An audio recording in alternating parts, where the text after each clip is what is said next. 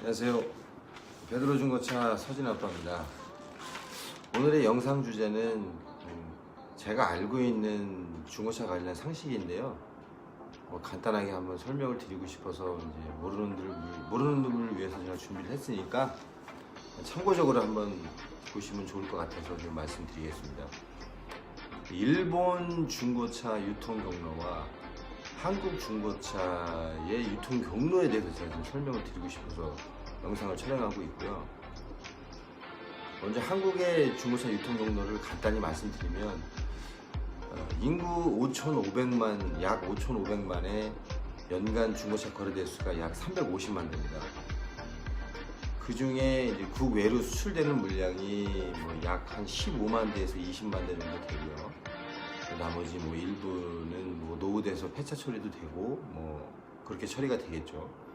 근데 그 350만 대라는 중고차가 어떤 식으로 유통이 되냐면 경매장, 그러니까 우리나라 경매장을 예를 들면 현대 오토 옥션, 롯데 오토 옥션, 아주, 그다음에 공매, 그다음에 소소한 작은 업체들, 그다음에 제2의 온라인 경매라 그래서 헤이딜러, 얼마일카, 중고나라 여러 군데의 매입 채널이 있죠. 딜러들 입장에서 볼 때는.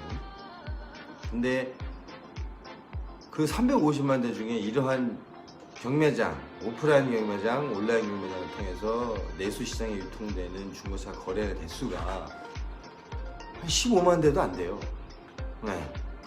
그럼 나머지 300만 대 이상이 어디서 거래되냐? 중고차 딜러가 이제 자기가 상품화 작업을 거쳐서 판매하고 있는 차를 팔아서 나오는 대차권, 아니면 신차 영업소에서 영업을 해서 가져오는 거, 그다음에 온라인 광고를 통해서 매입하는 거, 이러한 경로로 유통되는 중고차가 더 많아요. 근데 상관은 없어요. 어떠한 경로로 차를 사고 팔든. 하지만 어떤 통계적으로 봤을 때는 가격의 정찰적인 문제라든지 어떤 세무적인 문제라든지 아니면 시세라든지 이런 쪽에 영향을 줄 수가 있죠. 통계가 불확실하니까. 그런 문제, 그런 이제 양상을 띠고 있어요. 우리나라 중고차 유통 구조 자체가. 근데 저는 개인적으로 경매장을 통해서 활성화되는 게 맞다라고 보거든요. 그래야 통계, 시세, 세무 어떤 자료로 봤을 때 좀 더 명확하지 않을까라는 생각을 하고 있어요. 근데 우리나라 사람들은 경매나 이런 것들을 잘 이용을 안 해요. 또 이제 경매장 차이를 보면은 한국의 이제 현대, 롯데, 아주 이런 모든 오프라인, 온라인 경매장을 통해서 차를 가져올 때 오프라인 경매장 예를 들면 일단 현대글로비스로 예를 들면 차량에 관련된 이제 성능지가 나오죠. A4 용지에 컴퓨터로 타이핑이 돼서 나와요. 그러니까 인쇄물로 돼서 나오는 거예요. 그러니까 제 입장에서는 그래요. 이게 진짜 성능인지, 진짜 실체를 확인하고 타이핑을 했는지, 물론 했겠죠. 안 하고선 그렇게 쓸 수는 없겠죠. 근데 이제 믿고 사는 거죠. 그리고 어찌됐건 경매장 성능은 저희 업체 간 거래이기 때문에 딜러들한테는 보증이 안 됩니다. 그래도 그걸 믿고 전제하에 차를 가져올 수 있죠. 근데 때로는 경매장 성능하고 여기 단지에 들어와서 2차 성능을 받았을 때 결과가 다르게 나올 수도 있어요.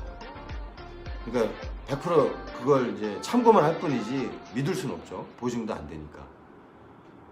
이제 그러한 경로예요. 우리나라 같은 경우는 아직 모든 게 시스템 자체가 딱히 이제 정착이 됐다라고 할 수 없어요. 돈 많은 어떤 대기업이라든지 주체자에 의해서 그 사람 정해져 있는 시스템에 의해서 이제 돌아가는 거죠.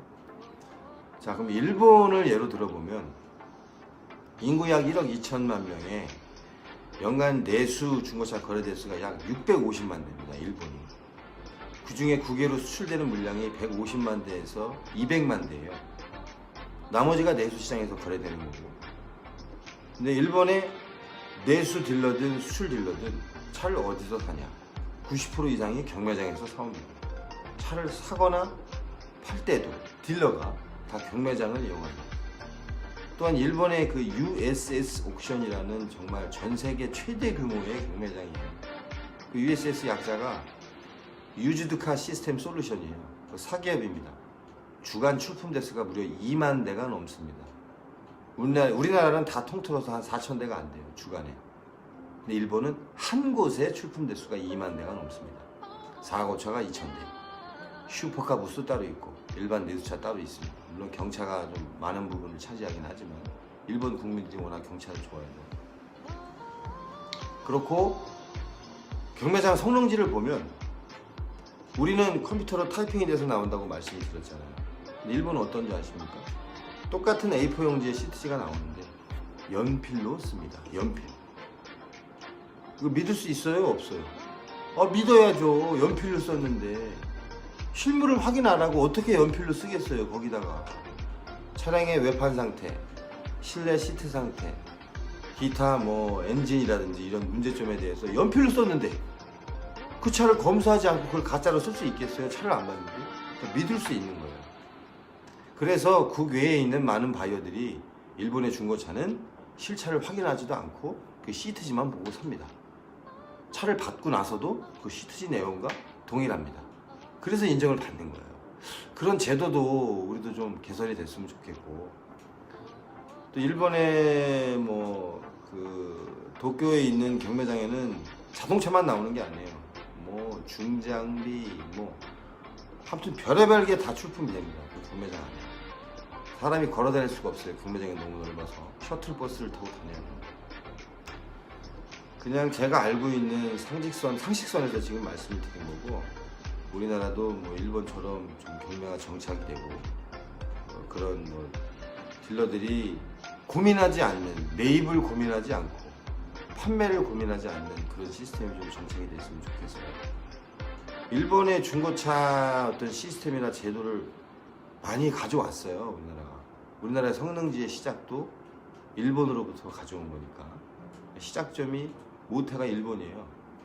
근데 이제 사고 구별법이 약간 우리와 일본은 다르긴 한데, 어찌됐건 전 세계에서 많은 양의 중고차를 거래하고 있는 나라가 일본이니까 우리로서는 그쪽을 토대로 따라갈 수밖에 없어요.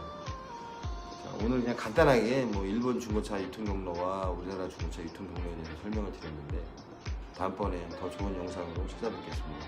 자, 베드로 중고차 서진아빠였습니다. 고맙습니다.